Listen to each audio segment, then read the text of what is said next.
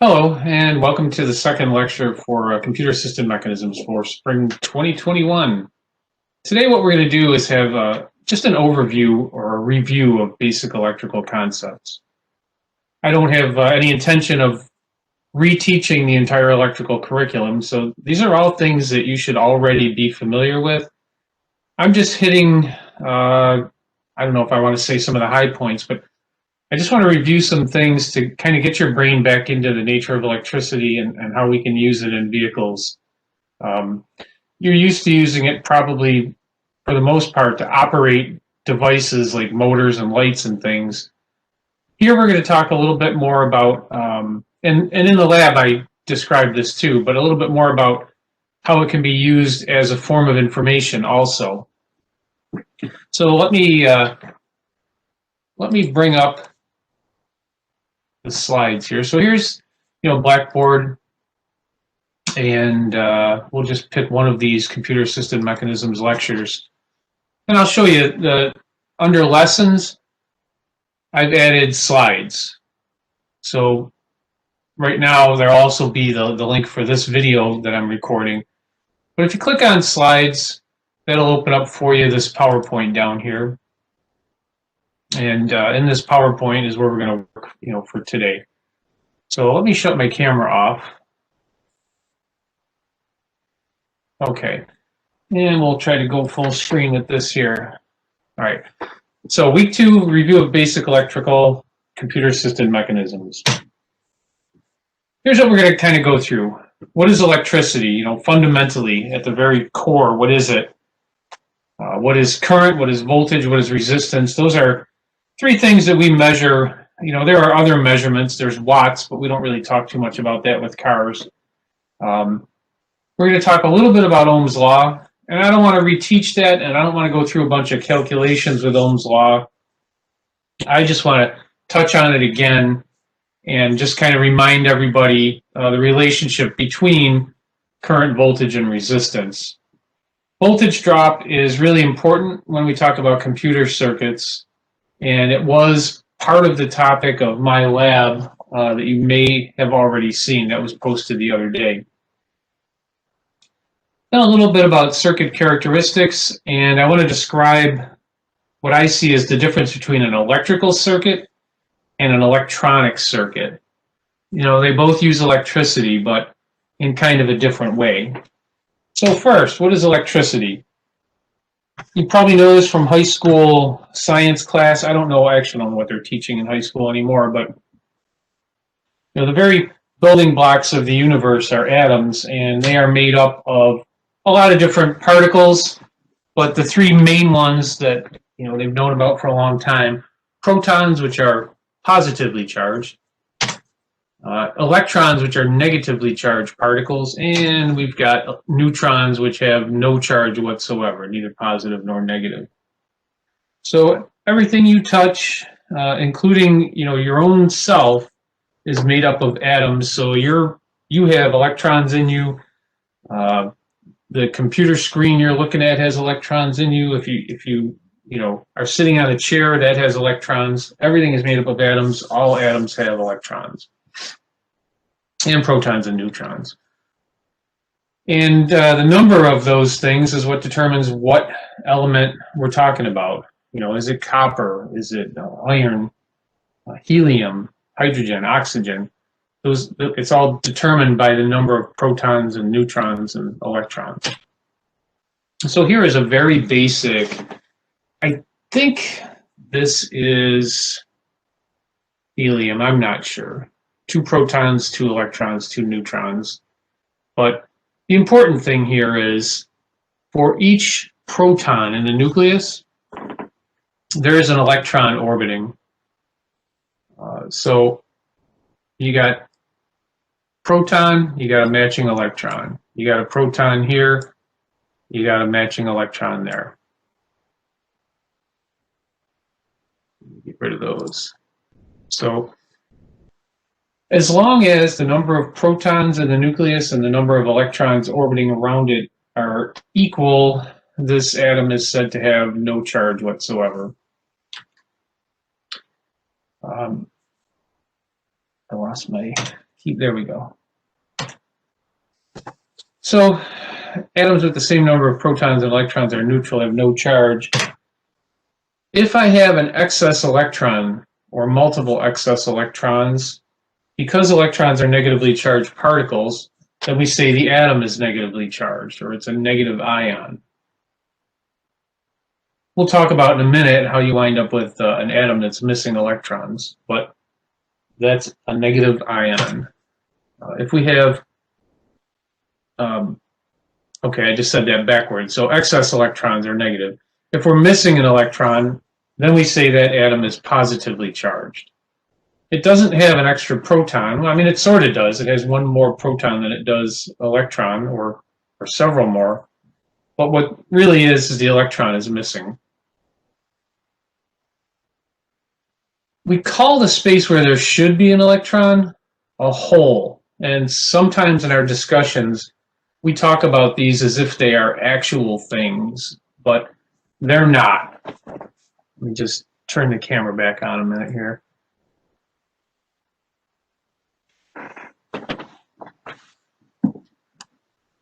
So what is a hole? It's kind of a weird concept, right? If I dig a hole with a shovel, you can look at it, you can say, hey, there's a hole in the ground. What is it? It's actually nothing, right? It's a space where there used to be dirt, but it isn't anything. If I said to you, can you hand me that hole? You couldn't do it. So a hole is just it's a thing. I mean, you can look at a hole in the ground and say, yep, there it is, but it isn't actually, it doesn't exist. There's nothing there. You know, there's no there, as they say. So can I move a hole? Can I make a hole go from one spot to another? Kind of, right? How would I do that? The way I would do that is I would dig another hole and take the dirt from the new hole, put it in the old hole. To an observer, the hole used to be here. Now the hole's over here. Looks like the hole moved. What actually moved? Dirt, right? So a hole is kind of this weird concept. In electricity, it's a place where there should be an atom. And if you take an atom from, it's a place where there should be an electron. So if you take an electron from one atom and it goes to another atom, it leaves a hole behind, but it fills the hole in the atom that it's traveling to. So what does it look like? The electron moved from this atom to this atom, but if you were watching, it would look like the hole moved from this atom to this atom, you know, the opposite direction. So when we're talking about electricity, as electrons are flowing in one direction, we say that holes are flowing in the other. It's a really weird concept, and we'll talk about it maybe a little more in person. It's probably a little easier than doing it on this video. All right, let's shut me off here and get back to our slides. So space for a missing electron is sometimes called a hole, and we treat it like it's an actual thing, but it's not. It's just a place where there should be something. Electrons flow from atoms that have excess electrons to those with holes. So in a minute, I'll talk about a battery and talk about how that charge actually exists. So here is a chunk of silicon. And so you have a bunch of silicon atoms, Si. As we know, a lot of electronics are made out of silicon. You know, the term Silicon Valley comes from that fact. And so we're using silicon here to show something, but this could happen in other things too. So this silicon is mixed with boron. There's boron there. There's boron there. And the silicon atoms, if you just had a chunk of silicon, right, they're sharing electrons. This is what holds them together and keeps those individual silicon atoms from falling apart, is the fact that some of the electrons are circulating not just around that atom, let's say, but maybe also around this atom, and then it's going around that one, and then it's going around that one. It kind of linking all these atoms together like a chain and keeping them a solid chunk of silicon. Here they've done what they call doping. They've taken they've polluted the silicon with a little bit of boron. And the boron doesn't have as many electrons, so wherever the boron atom is in touch with silicon, there's a spot where there should be an electron and there's not. So there's another example down here, right?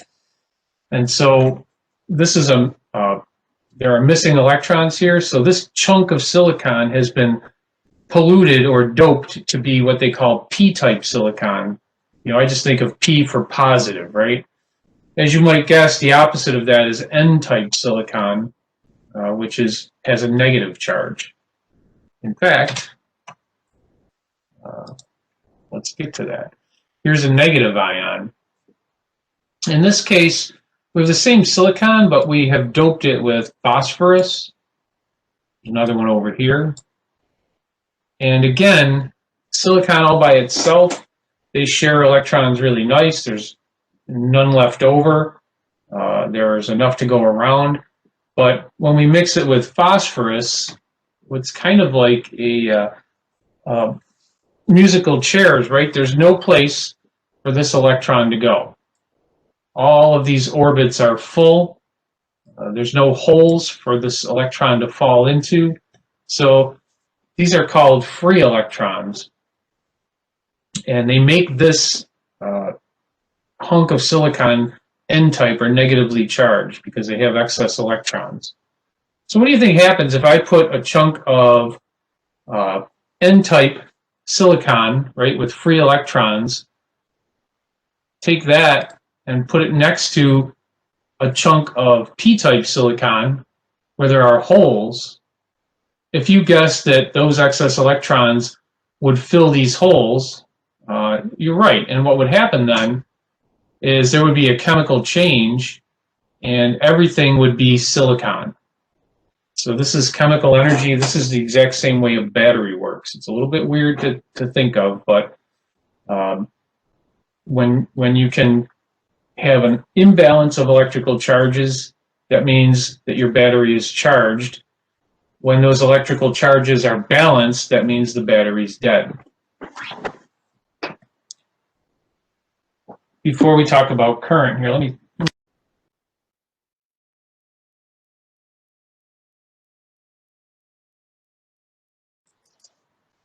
throw in a new slide here. I just tried to add a new slide with Control-M and it muted me. So figure out how to add a new slide. Insert a new slide. Oh, for heaven's sake. Protected view, enable editing. We'll get there. All right. Now we can throw a new slide in. Let me get rid of this here. Get rid of this, just so I have a little workspace, all right? So I'm going to draw a box here. This is going to be our battery. And over here is going to be the negative terminal. Over here is going to be the positive terminal.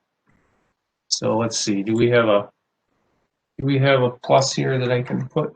And we have a minus here, hopefully, that I can put. All right. So in order for this to be the negative terminal, what that means is the plates attached to this terminal here are just full of excess electrons. And just bear with me while I try to slap some of these around here. All right, so you got all these excess electrons, all these negative charges, right? Over here, what do we have?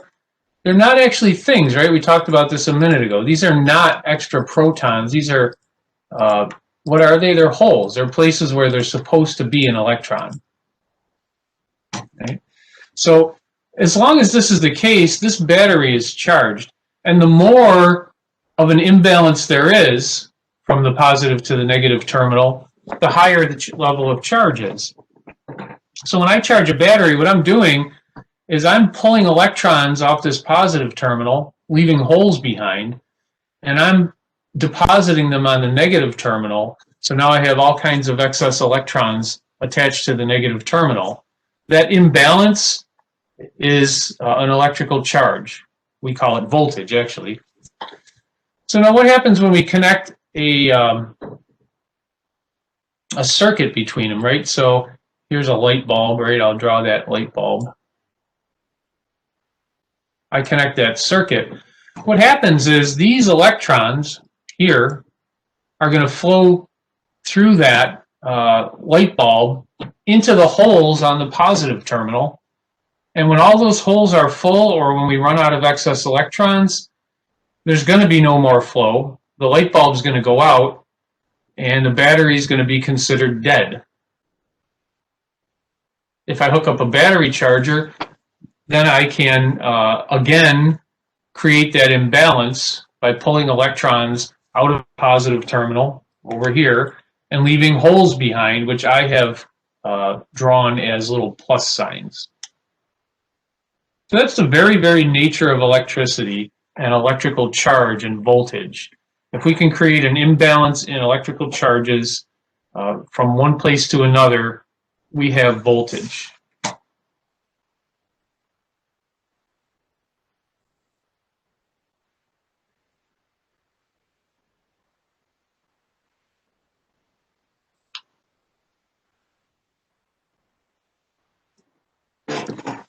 Let's talk just a minute about electrical current.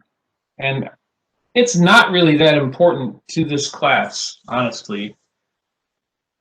I mean, it is a little bit, but this class, we're dealing more with voltage levels because that's how electricity is used as a form of information. If I were to ask you to define electricity, what is electricity? You could accurately say, Bob, electricity is the flow of current,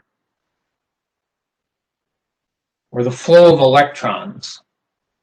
Sorry. Let's just back that up a minute. You could accurately say electricity is the flow of electrons. If I then turn around and asked you to define current, you could use the exact same words. You could say, Bob, current is the flow of electrons. So current is really a term we use when we want to measure that flow of electrons. So it's the flow of electrons through a conductor. Now a conductor can be anything. And when I teach the electrical class, I point out you can make electricity flow through just about anything. You can make it flow through wood, concrete, almost anything. The question is, how much force does it take to get it to flow? So if we have a good conductor, it takes very little force. In other words, it doesn't take a lot of voltage to get it to flow. If we have something that's considered an insulator, like wood, we can get electricity to flow through it. But the amount of voltage we need is, kind of like a lightning bolt, right? It'll do it, but it's a bad conductor. It takes a lot of voltage. So when I say the flow of electrons through a conductor, I mean the flow of electrons through anything, right? That's electrical current. It's measured in amperes, and nobody says amperes, everybody says amps. Current is pushed by voltage. Now that's kind of a bad way of saying it, but if we apply voltage, in other words, if two ends of a conductor have a difference, then those electrons are going to flow through that conductor until there's no longer a difference. It's kind of like pressure equaling out, sort of. And so it stands to reason, and we talked about this with Ohm's law, that if we have more voltage or higher voltage, then it pushes current better and we get more of it. So higher voltage, what does it give you? Does it give you higher or lower current? It gives you higher current, more of it. And I want to talk about that in a minute, right? So current's what does the work in an electrical circuit. So if there's a light bulb glowing, it's because electrons are flowing through it, not just sitting there. You know, when the light bulb is sitting on a shelf in a box, there are electrons in it. Everything has electrons in it. If that light bulb's glowing, that means those electrons are in motion. In a car, typically those electrons are flowing in one direction, you know, direct current.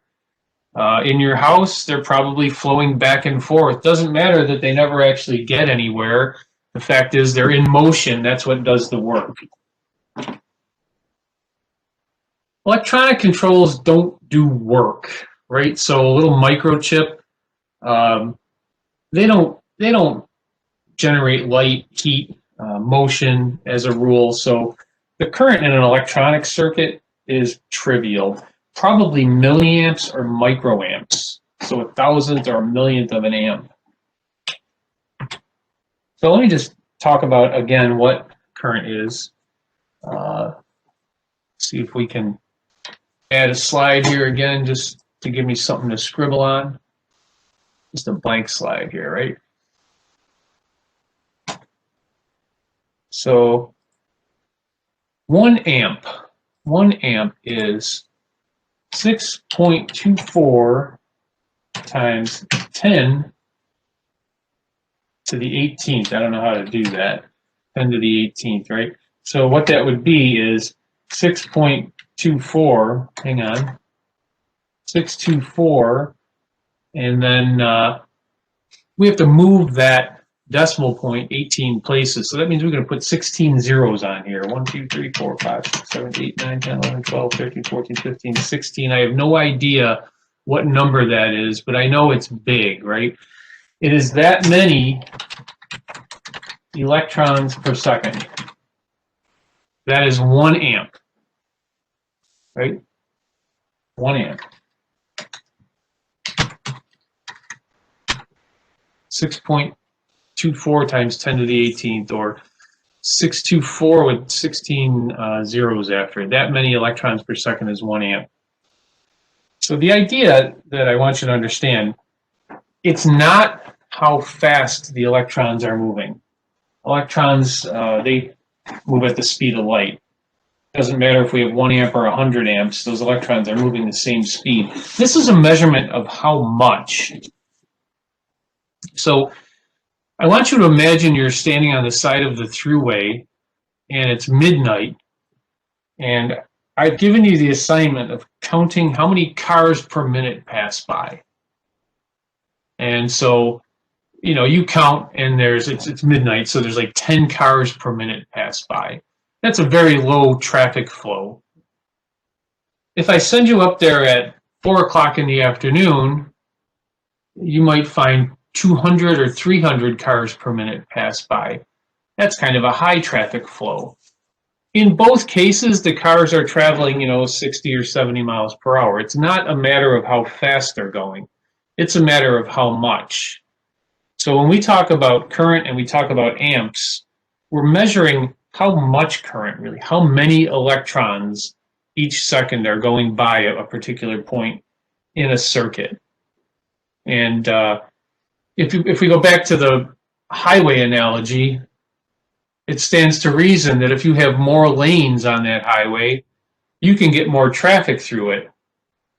Now when you go back to thinking about electricity and you think about a wire that's designed to handle 10 amps as opposed to a wire that's designed to handle 200 amps, you start to get the idea that in order to get that many electrons flowing, you need a big pipe, bigger wire, more lanes, as it were. Okay, so let me get rid of this. And I don't think we need this slide anymore. Let's talk more about voltage. And I've already kind of gone through this, so I don't know if there's going to be anything even new that pops up on this slide. So voltage has several names that you'll see, right? Electrical pressure, and that comes from the idea that the higher voltage you have, the more current it's going to push. Electromotive force, EMF. I've heard about this you know, on these like ghost hunter shows and all that, they have things and they're looking for EMF. You know, they're basically looking for an electrical charge of some sort. But electromotive force, it's so named because it's the force, right, it's the force that causes electrons to move, to motivate. Electromotive force. And then the one that right now, from our previous discussion 10 minutes ago, should make the most sense is the term potential difference.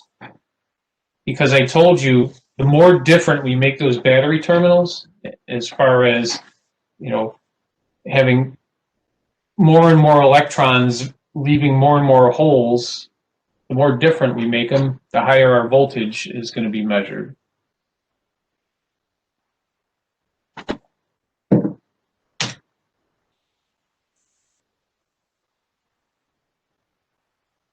So voltage provides the pressure in an electrical circuit.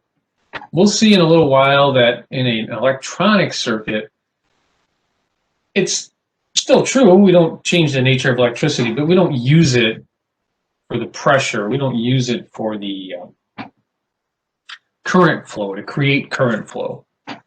We use it as a form of information. And you saw it in the lab video. So the larger the difference, the greater the pressure. All right, resistance is the last thing really we're going to talk about measuring. If you have your digital volt ohm meter, right, it measures voltage, it measures ohms, and that's resistance. And most of them are ammeters also. They can measure current. So what is resistance? Well, if voltage is what is pushing current through a wire or through a light bulb or through anything, resistance is that which is working opposite. In other words, it's making it hard for that current to flow. And I talked about, you know, good conductors, bad conductors a minute ago. Bad conductors have high resistance. Good conductors like copper, they have low resistance. So it opposes the flow of electrons. It works directly opposite voltage. And so if we have higher resistance, what do we have? We have lower current flow, less current flow.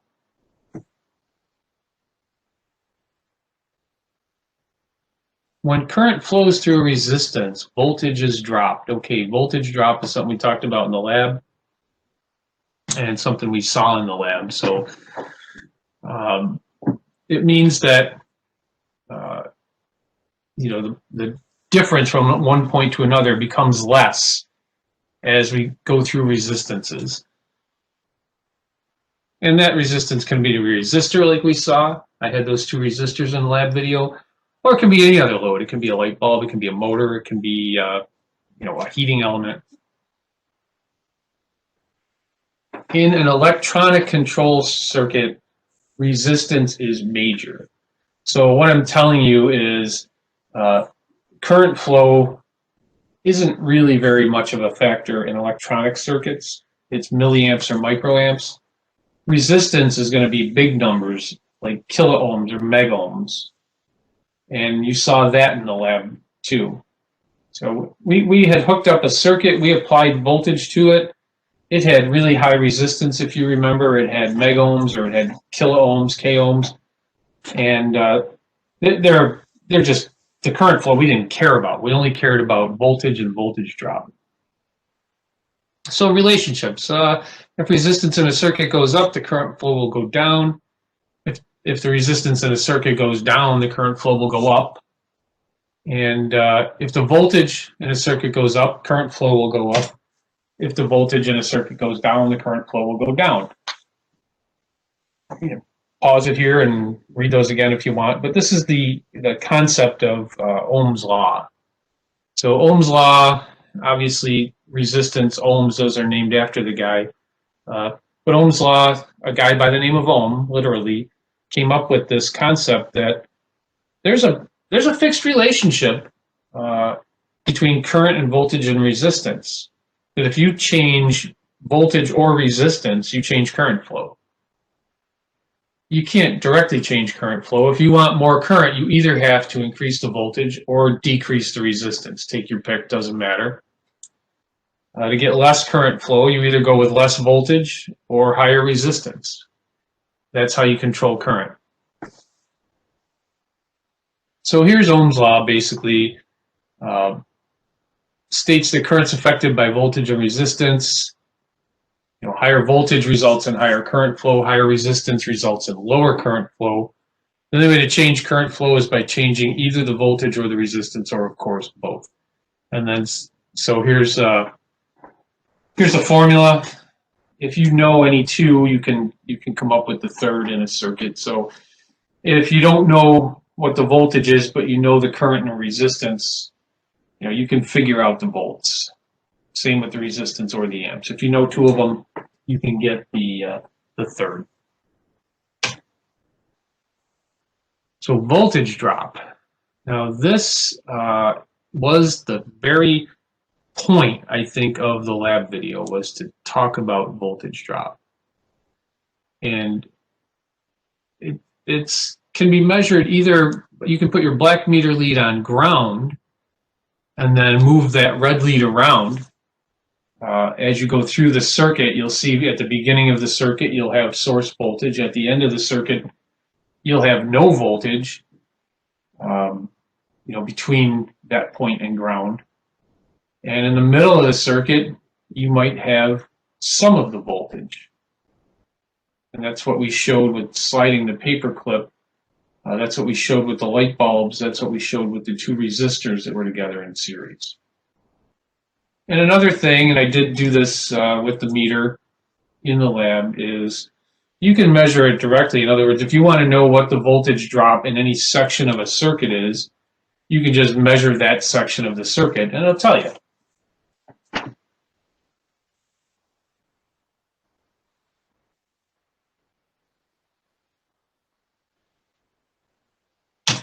Let's move on and talk about circuit characteristics of a series circuit.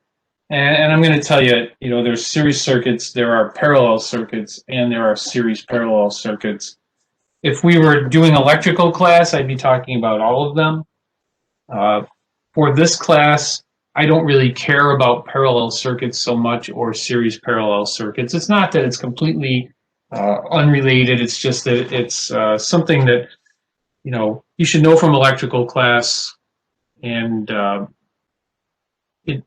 it's not something I feel the need to go, like I said, to reteach the entire electrical class.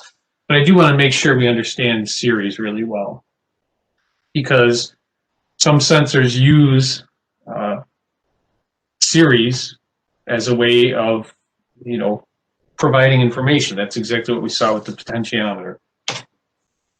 So in a series circuit, if you have several different loads, each one is going to have some voltage drop. If you add up all those voltage drops, they will equal the source voltage of that circuit. So if I have 12 volts applied to a circuit that has two different loads in it, if one of those loads has a 4-volt voltage drop, the other one, I guarantee you, will have an 8-volt drop. They will add up to 12. It will drop it all, no more, no less. The only time we get any voltage drop, of course, is when current is flowing. And it doesn't have to be much current, but if you shut a circuit off, you disconnect the voltage source from it, you're not going to have any voltage drop. The closer you measure to the power source, in other words, before you encounter any loads, right, the higher the voltage is going to be, and the closer to the ground. So after you've gone through 1, 2, 3 loads, whatever, the lower the voltage is going to be. And if you go all the way to ground, obviously there's going to be 0 voltage. I showed you this. If you want to go back and look at the lab video on that potentiometer, as I slid the paper clip down closer and closer to the negative wire, you saw the voltage we were measuring go down, down, down. And as I slid it closer to the positive wire, you saw the voltage we were measuring go up. And all the way at the top, when we were touching the positive wire, we had 13.45 volts, right? We had full source voltage. And when we got all the way to the bottom, we had 0, which is obviously the ground potential of the ground. Here's a picture of a circuit, and don't bother getting confused by the circuit, but I just want to point out part of it. So here's a blower motor, all right? And the blower motor is controlled by two things. It's controlled by a mode switch. So that motor is only going to be on, obviously, if we switch to floor, mix, norm AC, max AC, vent, defrost. If we're off, there's going to be no power flow to the motor. So that's what this mode switch does. So in almost any position except off, battery voltage through this fuse is supplied to the blower motor. If you look here, it says 2 splice 239, and there's a big A. So the way this diagram works is that means somewhere on the diagram you're going to find an A, like right here, right? And here is that splice 239, so it says it's heading that way. And it says from connector 167. Well, here's connector 167, right? It's from connector 167. So that just tells you that there's a continuation from here to here, but they can't draw it that way and get it all fitting on the one page. The second switch involved in the blower is the actual blower motor switch, or the blower speed switch, right? So if you think about a car that has a mode switch where you can select defrost or floor or vent, and it has a blower switch that can be anywhere from, some of them have off, but most of them do not, because off is controlled over here. It has low, it has medium low, it has medium high, and it has high. So and the blower switch controls the path to this ground down here. So, so the current coming from the mode switch to the blower motor, then it's going from the blower motor through this switch right here and getting to ground down here. Let me clean up this mess. So I took the liberty of snagging just a section, right? A section of this, so that we can look at it bigger. And the switch has 1, 2, 3, 4 possible positions, right? So see what happens if we put the switch in the high position, right? So there's going to be a connection from here to here. If we do that, current's going to flow down this wire directly to ground. So no built-in resistance. We're going to get full speed on the blower motor. On the other hand, if the switch is in the medium-high position, right, current's going to flow through this resistor right here, this one here, down to ground. The little squiggly line here, right, so that's a thermal fuse. If this blower resistor overheats, that thermal fuse will melt, and the blower resistor you won't have any speeds on that blower motor except for high, because high, like we said, bypasses the whole thing. It'll take out all the other speeds. So this really has no effect on the operation of the circuit until it does, right? Until it blows, then you have no circuit at all. So medium high, like I said, we're going through one resistor, this one right here, to ground. If we then switch to medium low, then our power is flowing down this wire, right? And it has to go through this resistor and this resistor in order to get to ground. So now we have two resistors in series, and each one is going to cause a voltage drop, leaving less voltage for the motor. And of course, the resistance of the two is going to add up, right? It's going to, I don't know if we can read these, 0.5 ohm. I think that's what that says. So that would give us an entire 1 ohm of resistance on that setting. If we go to the medium-low position, right, that's what we just did. I'm sorry.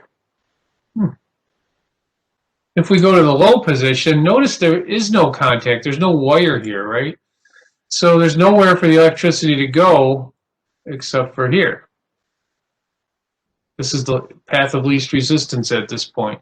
This is an open circuit now right here. Now the current's going to flow through 1, 2, 3 resistors in series in order to get to ground. And we're going to have a blower motor running at much less speed, right? Because each one of these resistors is going to drop some voltage. The blower motor is not going to have the full 12 volts to operate off of. There's not going to be as much current flowing through it. It's going to spin slower.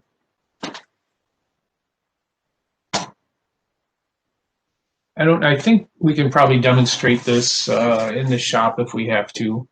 And, you know, some of you are in both this class and the AC and heat class. So here's a good example of how blower motors can operate. A lot of these blower resistors have been replaced with some sort of control module that's, you know, solid state.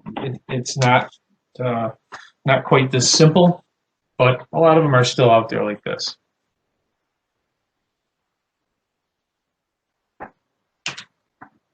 Whoops. Quick review. Here we go. Okay, there we are. So that's just a kind of an idea of a voltage divider circuit, a series circuit. By using 1, 2, or 3 resistors, we're dividing the voltage between the blower motor and these resistors. If we divide it between the blower motor and one resistor, you know, the motor gets some, the resistor gets some. We add in a second resistor, then the motor gets less because each of those other 2 resistors gets some of it. In all 3 resistors, the motor then has to share that voltage source with 3 other loads, so it has less. Kind of interesting. All right, I mentioned this earlier. This is kind of there's nowhere you're going to find this in an electrical or electronic textbook, I don't think. But this is my observation that if I were teaching basic electrical in 1980, right, everything on the car, well, maybe even earlier, 1970, I don't know. Everything on the car that operates on electricity, we would say is an electrical circuit. You know, except for maybe the radio or something, but we were never touching those things. You know, the most we would do is pull that out and replace it. We didn't deal with electronics. Electrical. What is an electrical circuit as opposed to an electronic circuit? So electrical, typically we're talking low resistance. 1 ohm, 5 ohms, 10 ohms, 50 ohms, whatever. We're talking pretty low numbers when it comes to resistance. Current flow, we're talking sort of high numbers, 2 amps, 10 amps, 30 amps, 50 amps. If you're talking about the starter, maybe 200 amps. If you're talking about the alternator, 100, 120. So a lot of current flow, which kind of makes sense when you're not talking about much resistance, right? But the big thing is that an electrical circuit takes that current and does something with it, right? It lights a light, it spins a motor. Where when we talk about electronic circuits, kind of the opposite, right? The resistance is going to be very high, kiloohms or megohms. Current flow is going to be practically non-existent. We're not trying to take that current and operate a device. Now, I should just back up a minute and say, obviously, real circuits in the car are often combinations, right, of electronic and electrical circuits. So you could have, let's just talk about the fuel pump circuit for a minute. The control, the brains of the operation, right, the thing that is deciding, if you will, whether the fuel pump is going to be running or not is definitely an electronic circuit. It's inside the PCM. There's going to be very little current flow, high resistance. But that low current circuit then is operating an electrical circuit, which would be the fuel pump, an electric motor. That's definitely higher current flow. So they're hybrids, you know what I mean? It's not that electrical and electronic circuits don't have anything to do with each other. But I'm just trying to point out, you can have an electronic circuit like our potentiometer I showed you in the lab. There's no current flow at all to speak of in that thing. Yet it does something useful. It provides information as a voltage level. All right, this is about the last thing here. We talk about analog and digital. Now, what is analog? Analog, you can see a volume control, a dimmer switch. There are practically an infinite number of voltage levels coming out of an analog control, like a dimmer switch.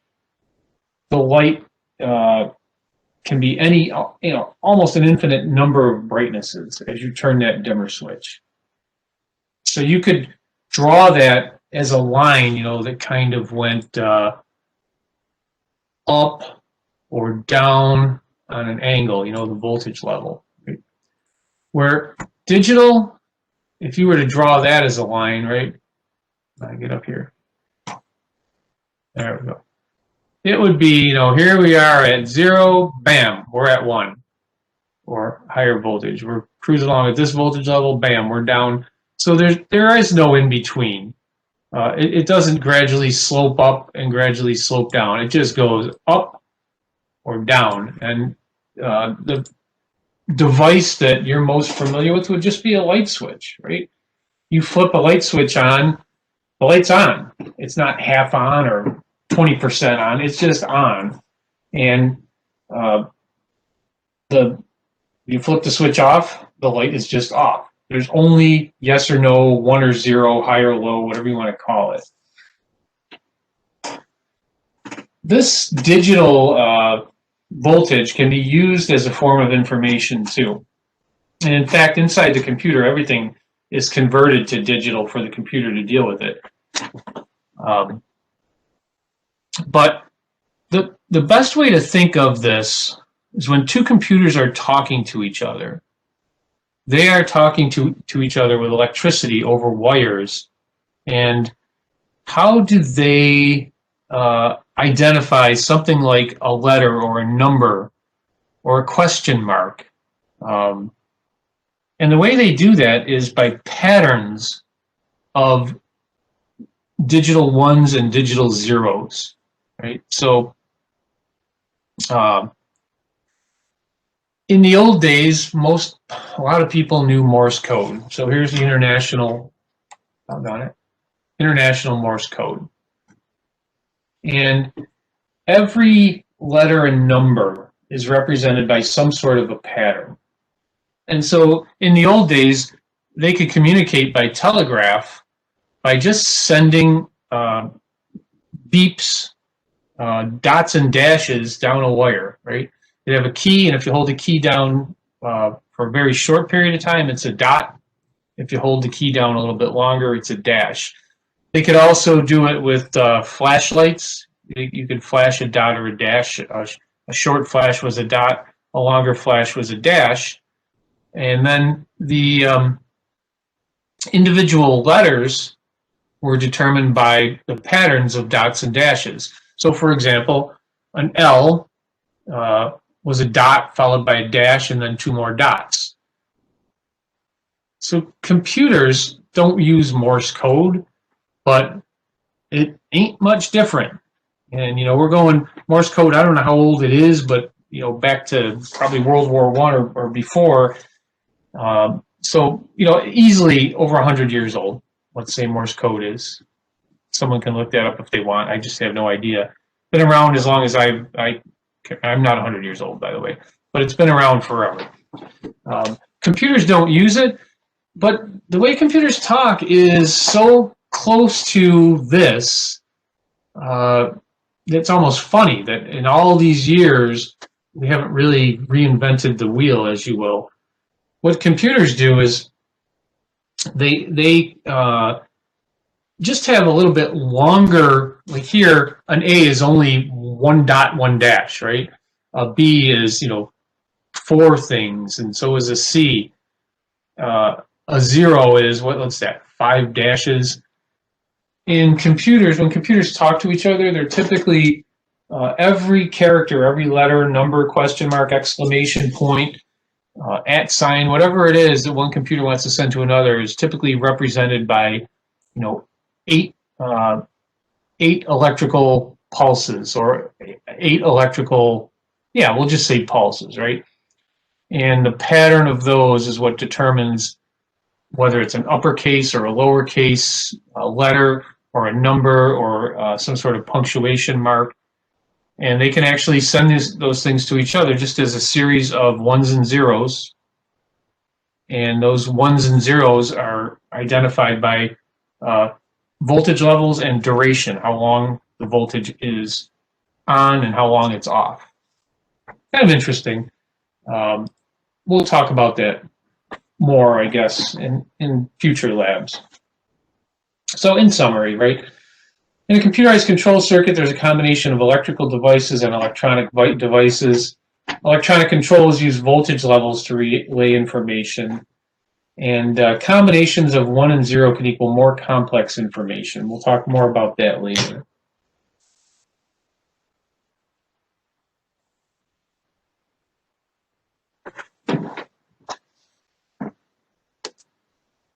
And so I'm back.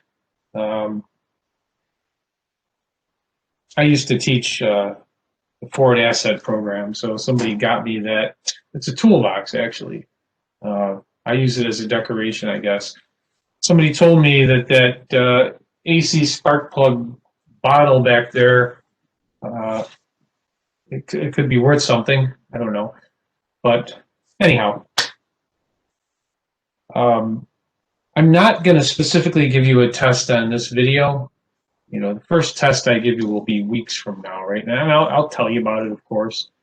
Most of you are in the lab, so we'll talk about it there. But I definitely announce things by email and definitely give you time to do them. So don't worry about a test on just what we talked about now. It's just kind of foundational, right? It's trying to understand, really important to understand resistance and voltage drop and things like that, because so many sensors rely on that. The position sensors, like we talked about in this week's lab, temperature sensors do. A lot of switches, it's just voltage level, which could be, 12 or 0 or 5 or 0. It's not necessarily analog like the potentiometer was or a temperature sensor is. Pressure sensors, all kinds of things like that. They rely on different voltage levels, and what causes those voltage levels to be different? Typically, it's resistance.